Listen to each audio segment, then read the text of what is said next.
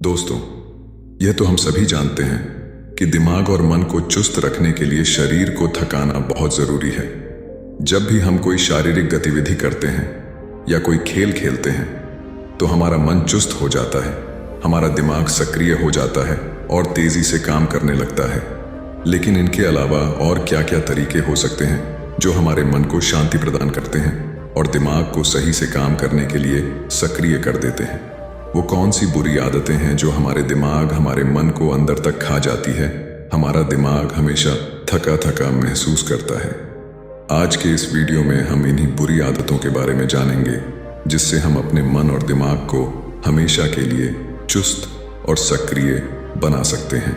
एक बार एक पिता अपने नौजवान बेटे को अपने साथ लेकर एक बौद्ध भिक्षु के आश्रम में पहुंचा। नौजवान युवक की चाल ढाल से यह प्रतीत हो रहा था कि वह बहुत दिनों से थका हुआ है। उसके चेहरे पर उदासी के भाव थे। उसकी आंखों के नीचे काले घेरे बन चुके थे। उसके ज्यादातर बाल या तो झड़ चुके थे या फिर सफेद हो चुके थे। उसे देखने पर ही ऐसा प्रतीत हो रहा था कि पूरी दुनिया की चिंता इसी के सर पर है। आश्रम के बगीचे को पार करते हुए वह पिता अपने बेटे को लेकर उस बौद्ध भिक्षु के पास पहुंचा। उस नौजवान युवक की हालत देखते ही बौद्ध भिक्षु ने पूछा, इस बच्चे की ऐसी हालत क्यों है? क्या इसे कोई सदमा पहुंचा है? क्या इसे कोई तकलीफ या कोई शारीरिक बीमारी है? आखिर कारण क्या है?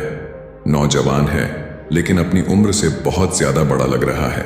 उस नौजवान युवक के पिता ने बौद्ध भिक्षु को प्रणाम करते हुए बताया कि गुरुजी, यही तो मेरी चिंता का विषय है। इसे कोई दुख नहीं है, कोई सदमा नहीं पहुंचा है और ना ही इसे कोई शारीरिक बीमारी है, लेकिन इसके बावजूद सारी सुविधाएं इसके पास होते हुए भी यह हमेशा थका थका रहता है। किसी काम में इसका मन नहीं लगता। अगर ऐसा ही चलता रहा तो भविष्य में इसे कोई शारीरिक बीमारी जरूर हो जाएगी। इसलिए इसे मैं आपके पास लेकर आया हूं। कृपया करके कोई तरीका बताएं जिससे ये अपने जीवन को पूरी मस्ती के साथ जीना सीख जाए। मुझे इससे कुछ भी नहीं चाहिए। मैं बस चाहता हूं कि यह अपना जीवन अच्छी तरीके से जिए। बौद्ध भिक्षु ने उस युवक को समझाते हुए कहा कि इंसान जाने अनजाने अपने जीवन में कुछ ऐसी आदतें पाल लेता है जो उसके मन को थका देती है, उसके शरीर को आलस्य से भर देती है। इसके बाद वह चाहकर भी किसी काम में मन नहीं लगा पाता। सबसे पहली आदत तो एक बच्चे को उसके माँ बाप से मिलती है। जब माता पिता अपने बच्चे की सारी इच्छाएं पूरी करते जाते हैं, उसे कोई भी कमी महसूस नहीं होने देते, तो धीरे धीरे बच्चे को लगने लगता है कि मेरे पास तो सारी चीजें हैं, मुझे कुछ करने की जरूरत ही क्या है। हद से ज्यादा माँ बाप का प्यार एक बच्चे को बिगाड़ देता है। अपने बच्चों से प्यार करो, उसकी इच्छाएं पूरी करो, लेकिन उसे यह भी एहसास कराओ कि जिंदगी में बिना मेहनत के कुछ भी नहीं मिलता। इसलिए उसकी सारी इच्छाएं पूरी मत करो। कुछ इच्छाएं अधूरी छोड़ दो ताकि उसे यह पता रहे कि जिंदगी में कुछ पाना भी होता है। सब कुछ करा कराया नहीं मिलता। दूसरी बड़ी आदत जो एक मन को थका थका सा महसूस कराती रहती है, वह है हद से ज्यादा मोबाइल फोन का इस्तेमाल। बौद्ध भिक्षु ने अपनी बात समझाते हुए कहा कि विज्ञान दो धारी तलवार की तरह है। हम उसे अपनी उन्नति के लिए भी इस्तेमाल कर सकते हैं और अपनी बर्बादी के लिए भी इस्तेमाल कर सकते हैं। उदाहरण के लिए एक चाकू सब्जी काटने के लिए भी इस्तेमाल हो सकता है और दूसरे का गला काटने के लिए भी। उसी तरह से मोबाइल फोन का भी इस्तेमाल किया जा सकता है। फोन में आप चाहे तो अपनी उन्नति के लिए वह सारी चीजें देख सकते हैं जो इंसान को अपना काम करने में उसकी सहायता कर सकती है, या फिर आप फिजूल की चीजें देखते हुए अपना सारा समय मोबाइल फोन को देखते हुए बर्बाद कर सकते हैं।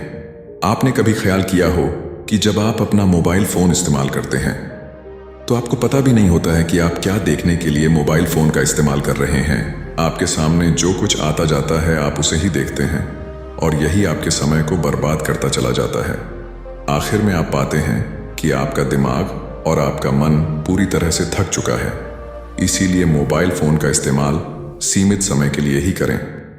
मनोरंजन के लिए दूसरे विकल्प चुनें। कोई खेल खेले जिसमें आपकी शारीरिक गतिविधियां हो, जिससे आपका शरीर थके, जिससे आपका मन चुस्त रह सके। मोबाइल फोन का इस्तेमाल कुछ सीखने के लिए ही करें। अपने मनोरंजन या अपने समय को बर्बाद करने के लिए बिल्कुल ना करें, वरना यह मोबाइल फोन आपकी जिंदगी का बहुत सारा समय खा जाएगा। तीसरी बड़ी आदत जो एक मन को थका देती है वह है सही समय पर नींद ना लेना और पूरी नींद ना लेना।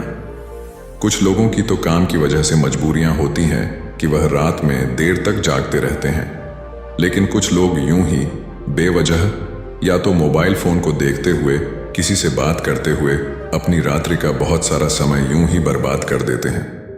जो समय सोने के लिए निर्धारित किया गया था वो समय वह जागने के लिए इस्तेमाल कर रहे हैं और फिर सुबह ब्रह्म मुहूर्त में वह जग नहीं पाते हैं। इसी वजह से उनका पूरा दिन थकान से भरा हुआ रहता है। लेकिन अगर आप सही समय पर पूर्ण नींद ले पाते हैं तो आप ब्रह्म मुहूर्त में उठ पाएंगे और ब्रह्म मुहूर्त में उठने के बाद आपका पूरा दिन यकीन मानिए चुस्ती और फुर्ती से भरा रहेगा।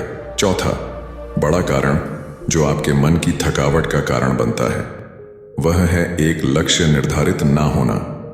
अक्सर लोग दूसरे से प्रभावित होकर अपने लक्ष्य बदलते रहते हैं। अगर किसी दूसरे आदमी ने किसी काम में सफलता हासिल कर ली तो हम भी उसी काम को करने के पीछे दौड़ने लगते हैं। हम यह भूल जाते हैं कि हमारा हुनर कुछ अलग है और जब आप दूसरों से प्रभावित होकर कोई काम करने लगते हैं तो आपको उसमें सफलता नहीं मिलती और कुछ समय बाद आप निराश हो जाते हैं। ऐसे ही 2-4 कार्यों में असफल होने के बाद आदमी को लगता है मेरे अंदर कुछ भी हुनर नहीं है, मैं किसी काम के लिए नहीं बना, और उसके बाद उसका किसी काम को करने में दिल नहीं लगता। अगर कोई आदमी अपनी रुचि और अपने हुनर के हिसाब से अपना लक्ष्य निर्धारित करता है तो वह जीवन में कभी नहीं थकेगा। वह काम उसके लिए मजा बन जाएगा, उसके लिए ध्यान बन जाएगा और वह उस काम को फुर्ती के साथ जीवन भर कर सकता है। बौद्ध भिक्षु ने 5वीं बड़ी आदत के बारे में चर्चा करते हुए बताया कि जब इंसान सस्ते मनोरंजन ढूंढ लेता है तो भी उसका मन थका थका महसूस करने लगता है। सस्ते मनोरंजन जैसे कि मोबाइल फोन, काम वासना, हस्त मैथुन इत्यादि। जब भी आदमी इनकी गिरफ्त में आता है और शारीरिक गतिविधियां छोड़ देता है, शारीरिक मनोरंजन छोड़ देता है, शारीरिक मनोरंजन यानी कि कोई खेल जिससे हमारी शरीर में पसीना निकले, हमारी ग्रंथियां फिर से जाग उठे, चुस्त हो जाए, इसीलिए सस्ते मनोरंजन के बजाय ऐसे मनोरंजन चुने जिसमें आपको शारीरिक श्रम करना पड़े। छठी बड़ी आदत के बारे में जिक्र करते हुए बौद्ध भिक्षु ने बताया कि जो इंसान दूसरों की उन्नति से जलता है, ईर्ष्या करता है, वह इंसान अपने आप का अंदर से पतन कर लेता है। किसी करीबी इंसान को कामयाब होते देख या तो हम उससे प्रेरणा ले सकते हैं या फिर जलन पैदा कर सकते हैं। यह हमारे ऊपर निर्भर करता है। इसीलिए दूसरों से जलने के बजाय उनसे प्रेरणा लेना सीखें। प्रेरणा लेकर उनसे भी अच्छा काम करने के लिए खुद को प्रेरित करते रहें। जले मत, ईर्ष्या मत करें। ईर्ष्या मन का घाव होता है जो हमारे मन को अंदर से खा जाता है। 7वीं बड़ी आदत जो हमारे मन को, हमारे दिमाग को निचोड़ कर रख देती है वह है हमारे खाने पीने की आदत। आजकल लोग ऐसी चीजें खाते हैं जो हमारे शरीर के लिए बिल्कुल भी लाभदायक नहीं होती हैं। ज्यादा तला हुआ खाना, बाजारू खाना हमारे शरीर को फायदा पहुंचाने के बजाय नुकसान पहुंचाती है। सिर्फ अपनी जीभ के स्वाद के लिए आप अपने शरीर को कुर्बान कर रहे हैं और आपका शरीर एक बार अस्वस्थ हो जाएगा तो आपका मन, आपका दिमाग हमेशा हमेशा के लिए थका थका महसूस करने लगेगा। इसीलिए फल खाएं, हरी हरी सब्जियां खाएं।